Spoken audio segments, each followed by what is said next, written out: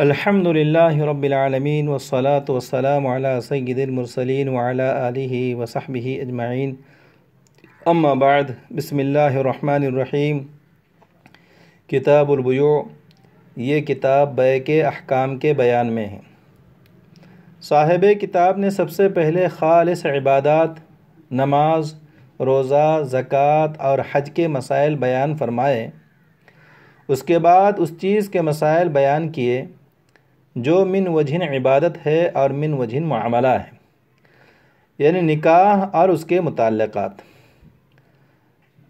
اب یہاں کتاب البیوع سے ان چیزوں کو بیان کریں گے جو خالص معاملات کے قبیل سے ہیں، یعنی بیع اور شفاء وغیرہ۔ صاحب ہدایہ نے بیوع کو وقف کے بعد بیان فرمایا۔ وقف اور بیوع کے مابین مناسبت یہ ہے کہ وقف اور بیع دونوں میں سے ہر ایک مالک کی ملک کو زائل کر دیتا ہے۔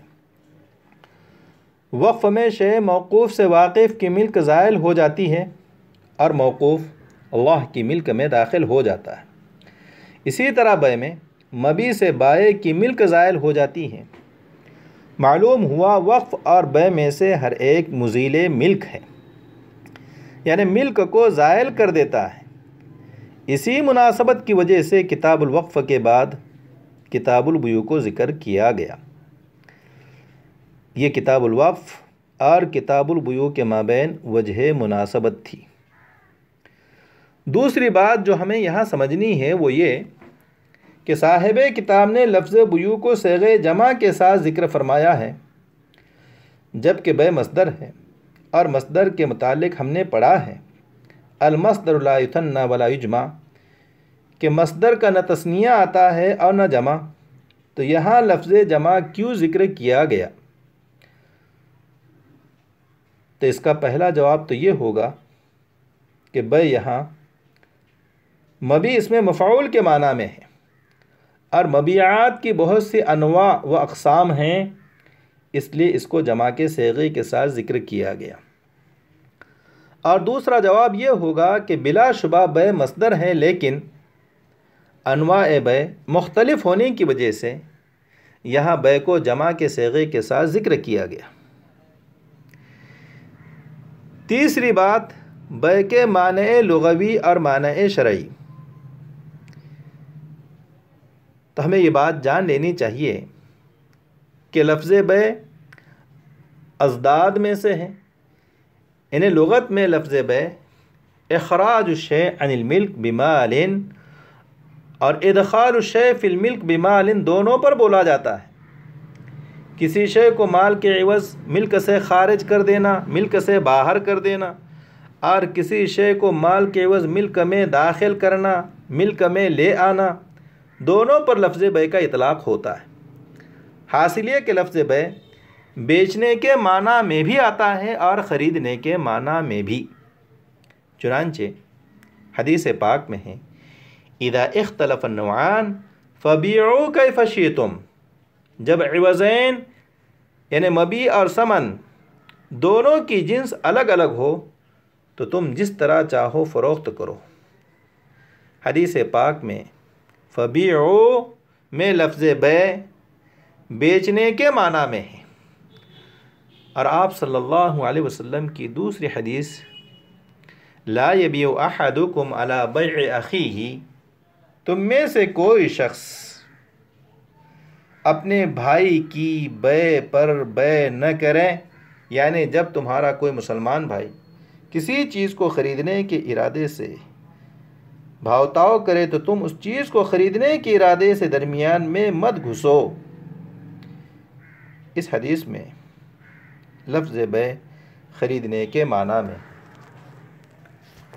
اسی طرح لفظ شراء اور اشتراء ازداد میں سے ہے، یعنی یہ لفظ بھی بیچنے اور خریدنے کے معنی میں مشترک ہیں۔ اللہ رب العزت کا فرمان بئس ما اشتروا به انفسهم اور لبئس ما شروا به انفسهم وشروه بثمن بخس دراهم معدودہ۔ ان آیتوں میں لفظ شرا اور اشترا بیچنے کے معنی میں، اور اللہ رب العزت کا یہ ارشاد ان اللہ اشترى من المؤمنین انفسهم واموالهم بان لهم الجنہ، اور یہ ارشاد اولئک الذین اشتروا الضلالۃ بالہدى والعذاب بالمغفرہ، ان دونوں آیتوں میں لفظ اشترا خریدنے کے معنی میں معلوم ہوا لفظ بے اور لفظ شراء و اشترا یہ ازداد کے قبیل میں سے ہیں، بیچنے اور خریدنے دونوں معنی میں استعمال ہوتا ہے۔ اب رہی بے کی شرعی تعریف، تو شرعاً بے کہتے ہیں مبادرۃ المال بالمال بالتراضی بطریق التجارہ، یعنی باہمی رضامندی سے تجارت کے طریقے پر مال کو مال کے بدلے میں لینا۔ آپ تعریف پر غور کیجئے، مبادرۃ المال بالمال، اس قید سے اجارہ اور نکاح خارج ہو گئے، کیونکہ اجارے میں مبادرۃ المال بالمال نہیں ہوتا، بلکہ اجارے میں مبادرۃ المال بالمنافع ہوتا ہے۔ اسی طرح سے نکاح بھی خارج ہو گیا، کیونکہ نکاح میں مبادرۃ المال بالمال نہیں ہوتا، بلکہ مبادلۃ المال بالبضع ہوتا ہے، اور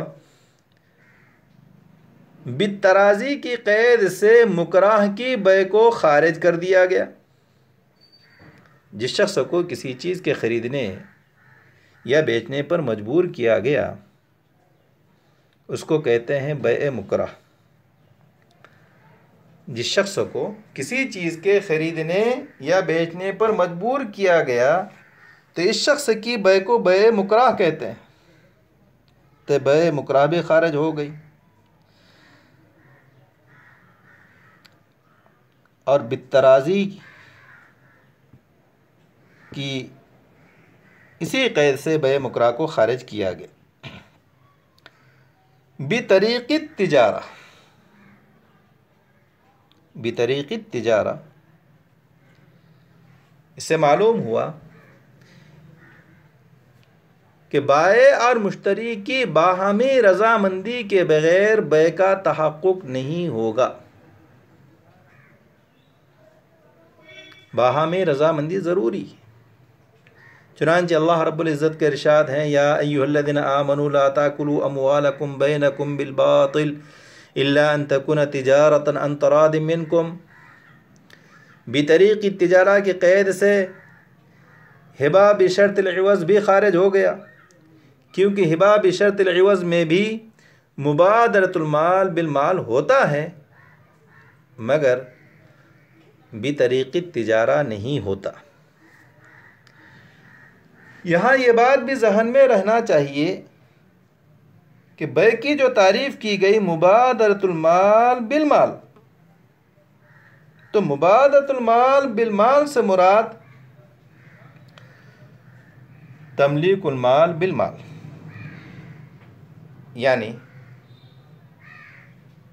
مال کے بدلے میں مالک کا مالک بنانا،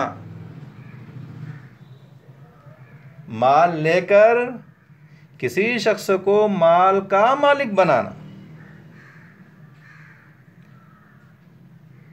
مبادرۃ المال بالمال بالتراضی بطریق التجارہ، مال لے کر مال کا مالک بنانا باہمی رضامندی سے بطریق تجارت، یہ ہے بیع کی تعریف۔